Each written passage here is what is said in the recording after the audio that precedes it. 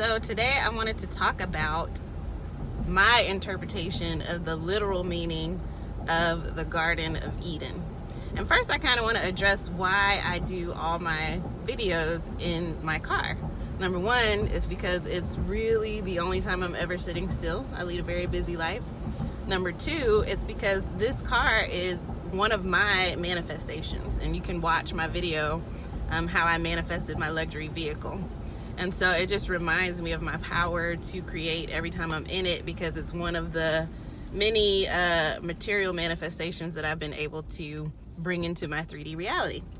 So as for the Garden of Eden, so those of us who are familiar with the Bible story understand that Adam and Eve were in paradise in the Garden of Eden, and they were exiled because Eve first ate of the tree of knowledge and then Adam.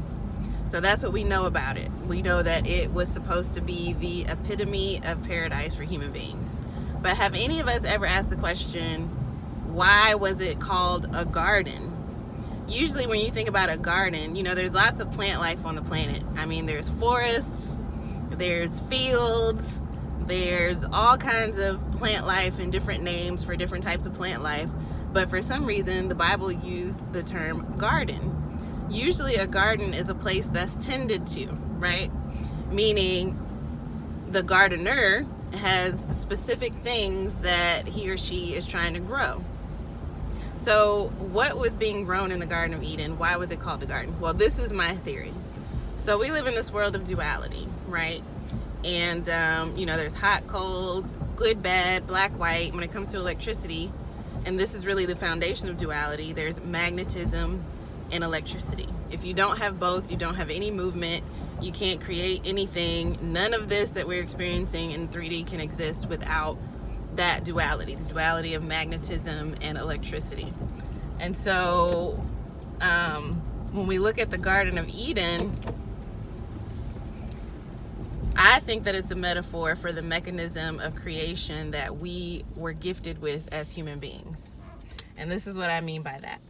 When we're manifesting something, basically the process is we have to have fertile ground, right? Which is our subconscious mind.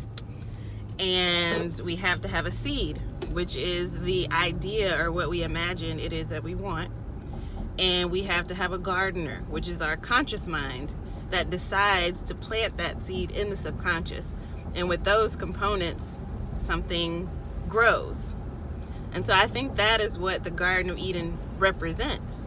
And if you watch my other videos, you know that my belief is that our reason for coming into the experience is to help the collective consciousness, the awareness, the perfection that we come from, understand what it would do in different situations, understand what it would do as a woman, as a man, as a, you know, a deeply melanated person or a less melanated person, as a dog, as a cat, as a tree, as a blade of grass. It wants to understand itself, and you can't understand yourself from a place of perfection, from a place of containing all possibilities. So you split into multiple possibilities.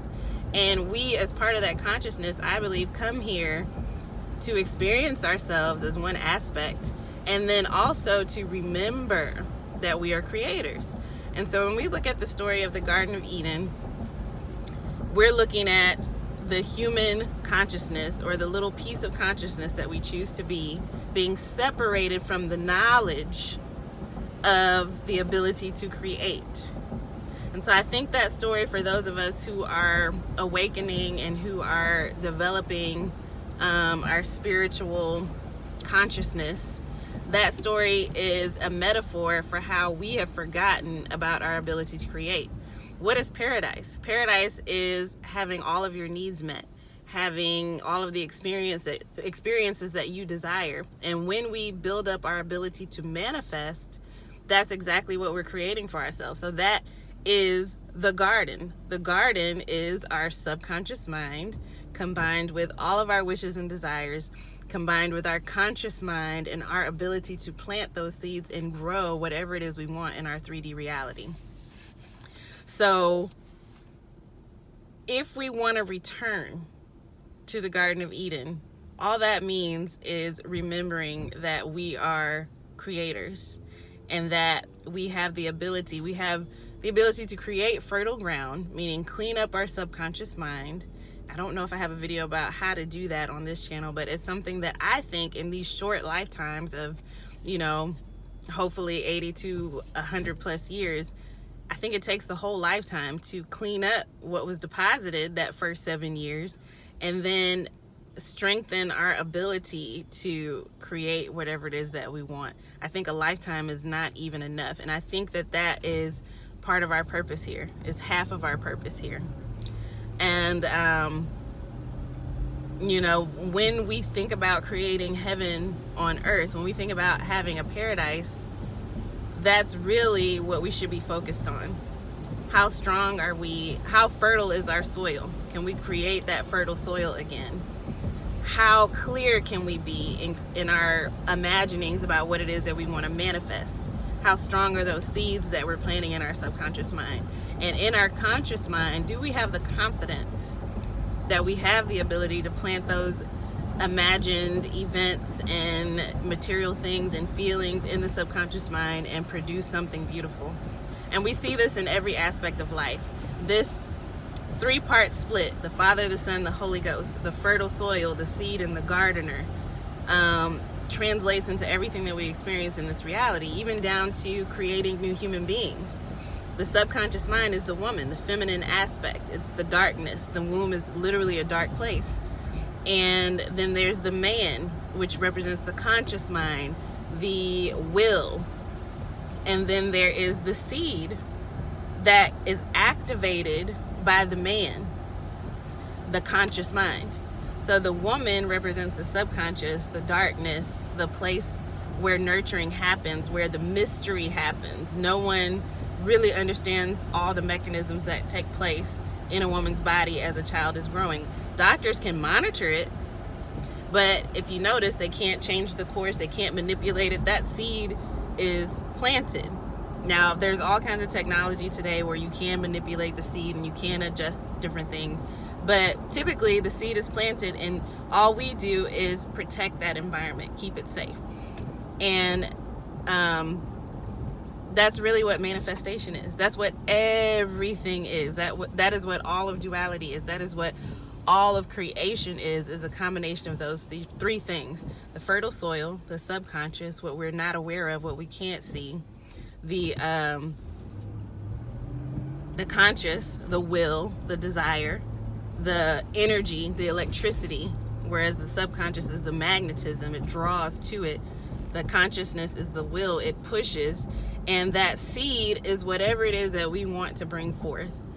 If we want to create heaven on earth, what we need to do, like I said, is clean up that soil, the subconscious mind, and strengthen the will, which is our ability to imagine, so that we can plant the seeds, lay back, watch the mystery of creation take place, and bring forth the beautiful things that we all want to experience in this life.